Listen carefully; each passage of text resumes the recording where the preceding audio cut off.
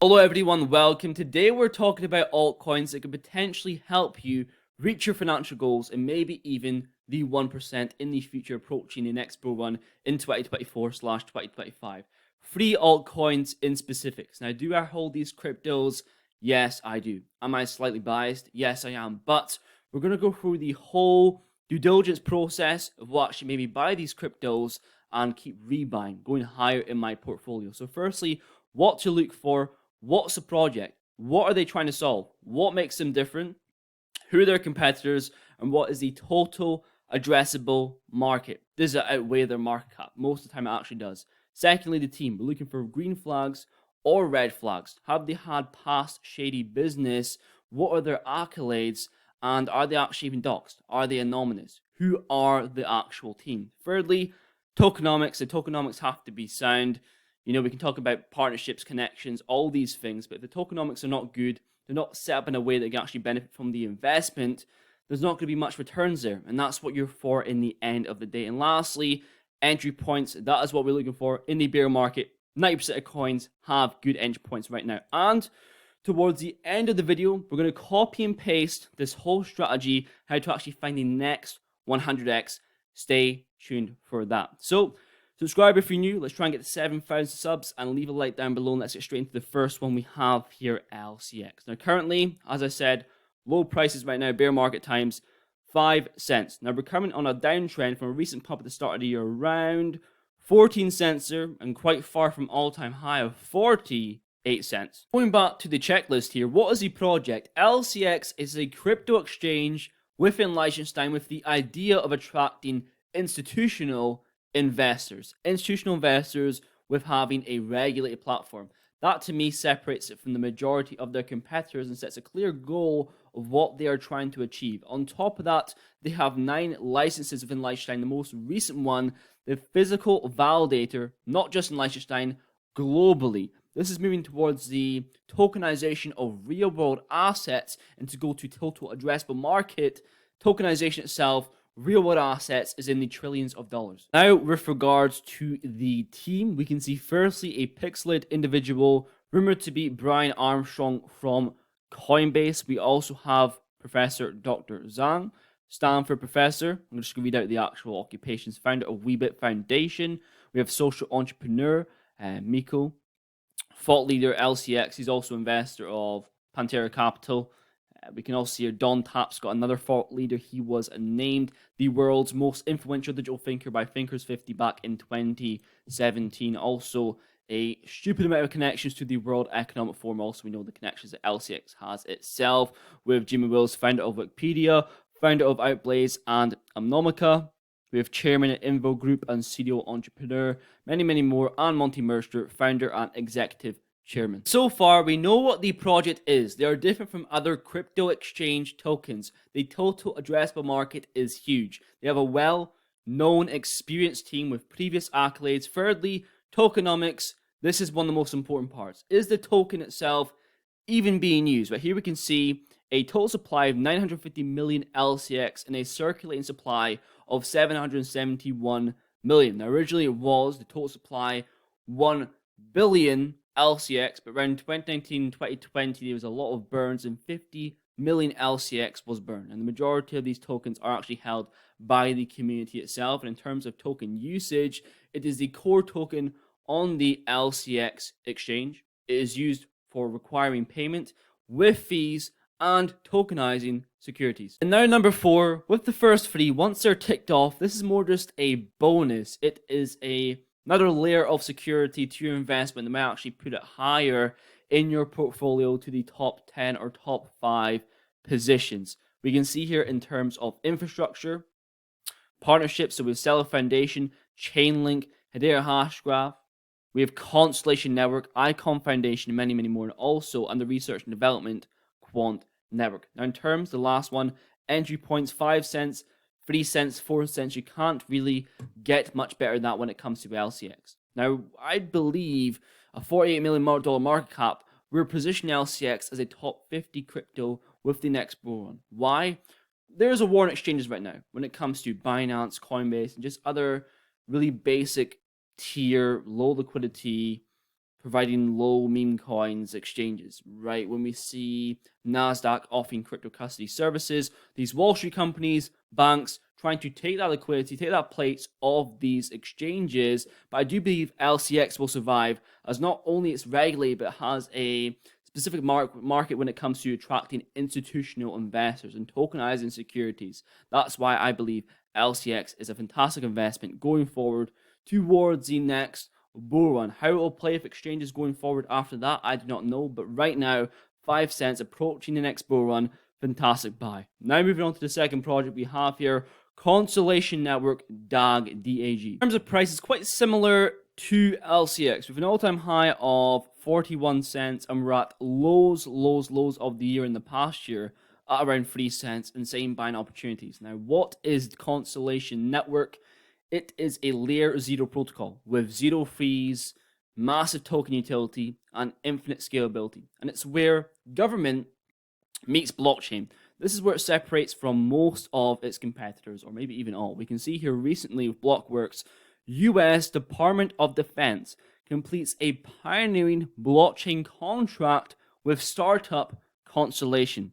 And we can also see they have joined forces with Simba Chain, powering blockchain innovation for the DoD and US Air Force. And big data is Constellation Network's big use case. For example, we can see the world generates 2.5 quintillion bytes per day. That's 1,000 petabytes, and 33 zettabytes of data was generated in 2018 alone, and that's for reference of the actual number. It is insane. With the hypergraph transfer protocol, you can reclaim and monetize your data, and when it comes to total addressable market, that is also in the hundreds of billions towards the trillions of dollars. They have a huge team. Notable ones are Benjamin Diggles. He worked at Oracle and Universal before. We also have Wyatt Meldman Flock. He worked at NASA, and the CEO and founder, Benjamin Jorgensen. He currently co-owns 2 restaurants. Now to tokenomics, we can see here the max supply is 3.693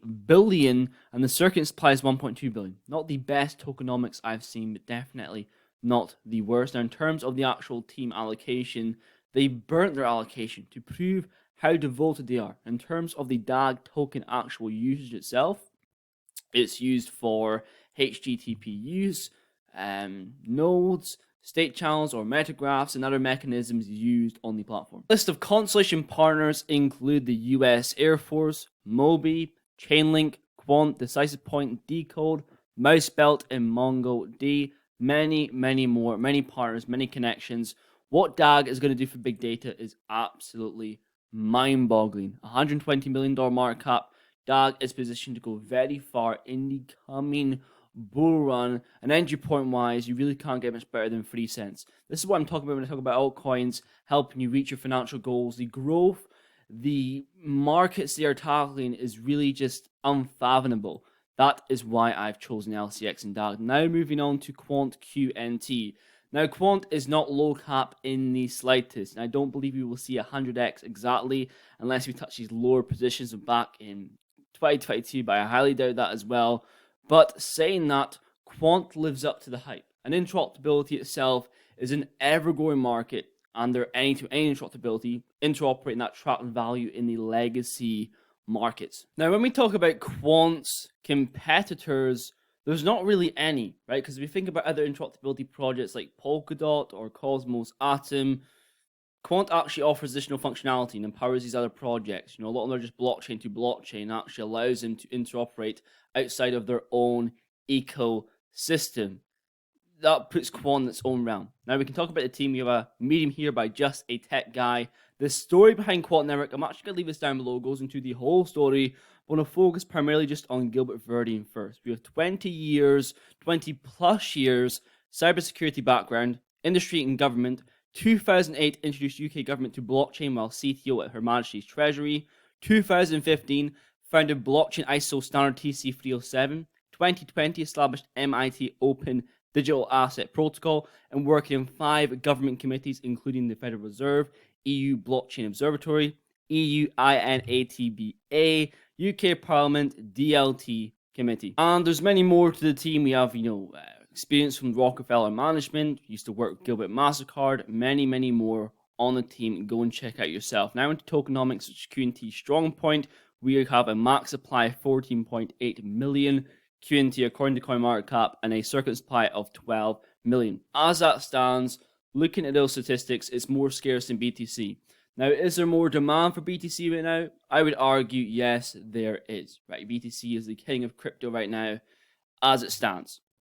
But when it comes to QNT's usage, how much usage in the actual QNT token itself is going to change over time. And there's going to be more demand for QNT than there is BTC when we think about enterprises, individuals, and even developers, and the overledger not even functioning without QNT. Number 4 is Quant Network Strong Point, partnerships and connections. There's many, many more, but we have 3 here. LatChain, building the Latin American dollar. Latin America, that's like 8.5% of the population.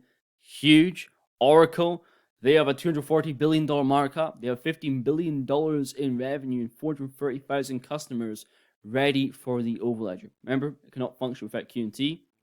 And Nexi, $10 billion markup and about $1.2 billion in revenue last time I checked. Huge, insane. Lastly, entry points. $100 per QNT is a fantastic entry point. People are predicting lower, but I'm starting to DCA slowly back into QNT's price points here. I was waiting for quite a while. Didn't think it was overvalued. People calling for $200 again. I did not see it happen at all, but at the same time, I don't see us reaching $40. I do see that $90, $80 range. So anytime from now, next couple months are great buying points. QNT is positioned to be a top 10 crypto in the future. I have full belief in that statement. So much value, so much potential. You know, we saw recently with Bank of England, Project Rosalind, and the price did even pump. You know, it's really crazy. Utility it has and the value it has.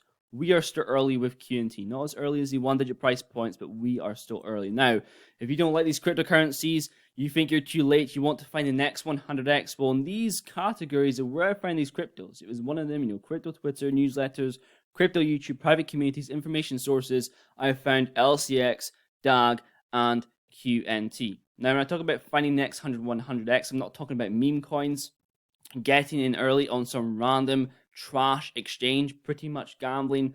I'm talking about real projects with real fundamentals, finding them out before other people do, getting in early. One of the best places to find that is crypto Twitter.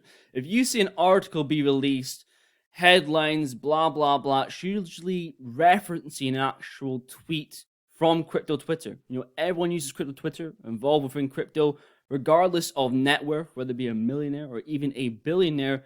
Twitter is the app to be in. Also, it's unregulated right now. You know, teams can tease information as early as insiders would in other asset classes. Number 2, newsletters. Newsletters are fantastic, especially when you have pinned on your Gmail and on your phone. Whether you're on your phone 90% of the time, you're wasting time, whether you're at work, whether you're sat doing nothing, sat in your bed, when you're about to go on Instagram, but you see a crypto email information pop up, you're on a good track. You can research instead of wasting time.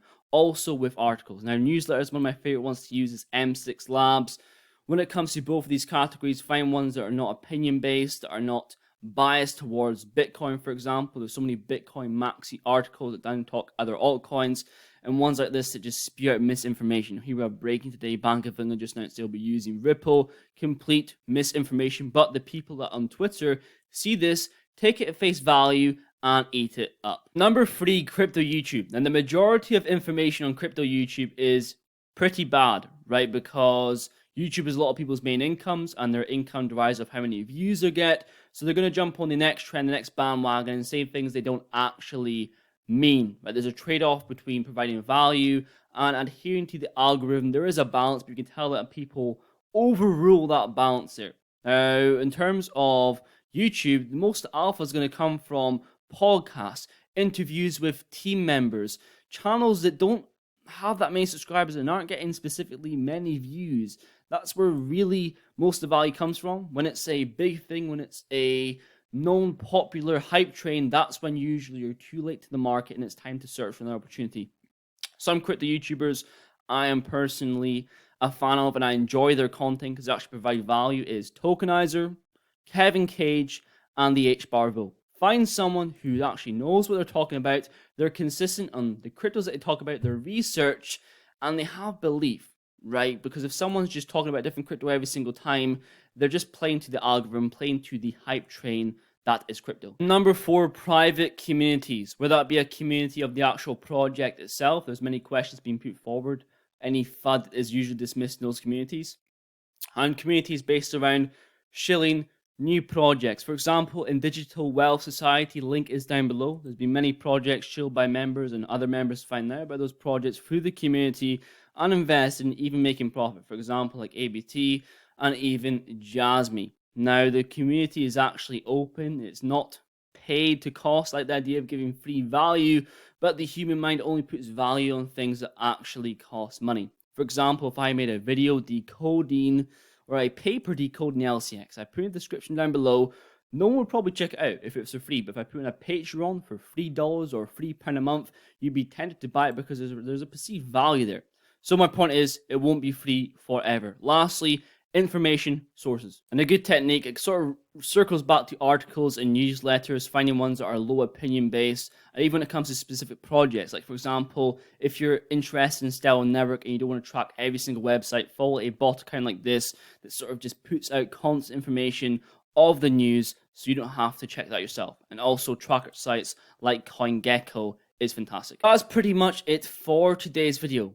Altcoins to help you join the 1%. No-brainers when it comes to market cap and growth potential we can see in the coming years approaching next bull run, LCX, DAG, and QNT.